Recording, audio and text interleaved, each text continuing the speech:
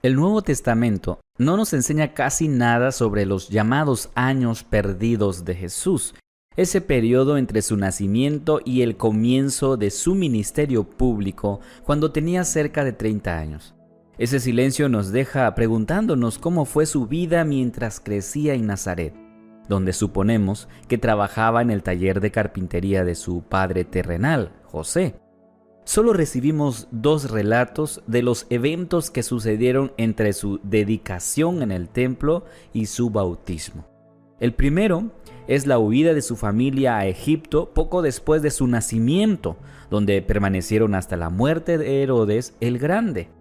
El segundo es su visita a Jerusalén a la edad de 12 años, cuando sorprendió a los eruditos en el templo con su conocimiento. Básicamente, los evangelios canónicos nos señalan que durante su infancia y adolescencia Jesús crecía y se fortalecía y se llenaba de sabiduría y la gracia de Dios era sobre él.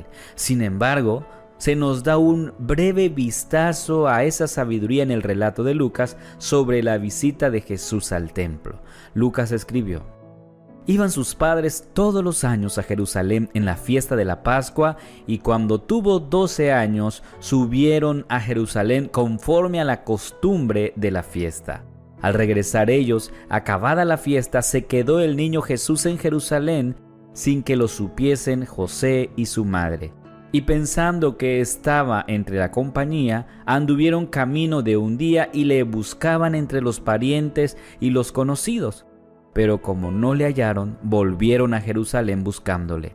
Y aconteció que 3 días después le hallaron en el templo, sentado en medio de los doctores de la ley, oyéndoles y preguntándoles. Y todos los que le oían se maravillaban de su inteligencia y de sus respuestas. Cuando le vieron, se sorprendieron y le dijo su madre: Hijo, ¿por qué nos has hecho así? He aquí, tu padre y yo te hemos buscado con angustia. Entonces él les dijo: ¿Por qué me buscáis? ¿No sabéis que en los negocios de mi padre me es necesario estar? Mas ellos no entendieron las palabras que les habló. Lucas nos dice que los padres de Jesús iban a Jerusalén cada año para la fiesta de la Pascua.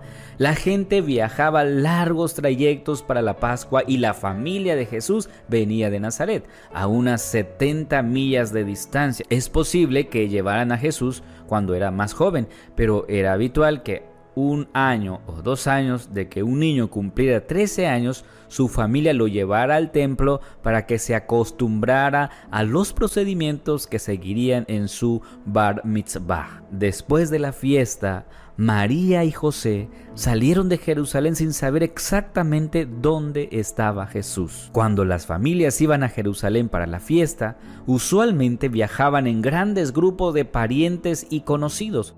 Y parece que los padres de Jesús asumieron que él estaba en alguna parte del grupo con el que viajaban. Finalmente, cuando la ausencia de Jesús comenzó a parecer demasiado larga, lo buscaron pero no lo encontraron. Eventualmente se dieron cuenta de que no había venido con el grupo, por lo que regresaron a Jerusalén para buscarlo. Solo podemos imaginar la ansiedad que los abrumaba mientras trataban de encontrar a su inusual hijo. Fueron 3 días de búsqueda, pero finalmente encontraron a Jesús en el templo en medio de los maestros. Lucas escribió que cuando lo encontraron, su madre le dijo: Hijo, ¿por qué nos has hecho así?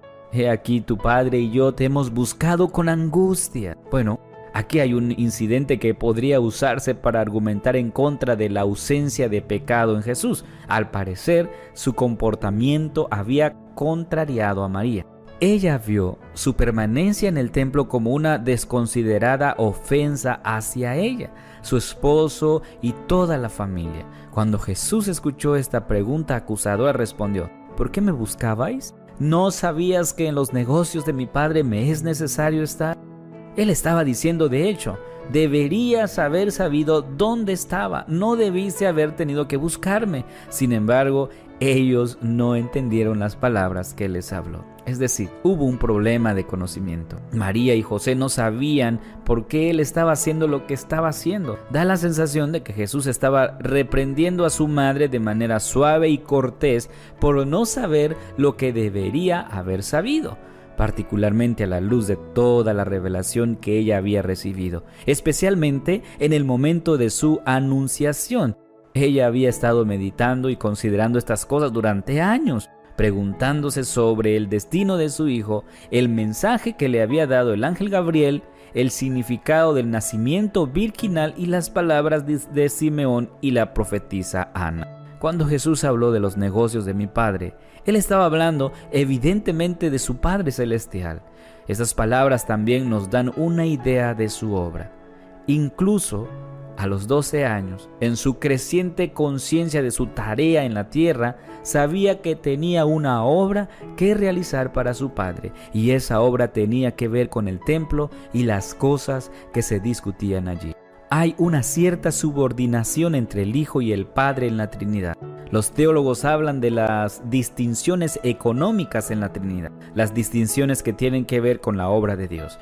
El Padre envía al Hijo, el Hijo viene y realiza la obra de redención, el Espíritu aplica la obra de redención a las personas. El Hijo, incluso en esta etapa temprana de su vida terrenal, era consciente de esta responsabilidad subordinada. Además, tenía un fuerte apremio por hacer lo que el Padre le había enviado a hacer. Más tarde, él declararía: mi comida es que haga la voluntad del que me envió y que acabes su obra. Jesús tenía una misión y estaba comprometido a llevarla a cabo.